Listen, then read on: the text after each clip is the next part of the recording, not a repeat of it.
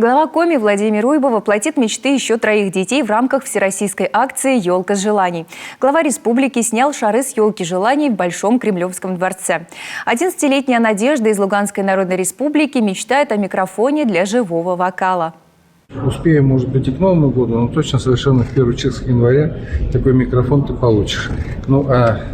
Поскольку это Луганская народная, у нас наш город Ровеньки, который мы восстанавливаем, и Республика Коми, поэтому всем жителям Луганской республики и нашего подшефного города Ровеньки с новым вступающим годом самых добрых пожеланий, самое главное мира и всем нам победы.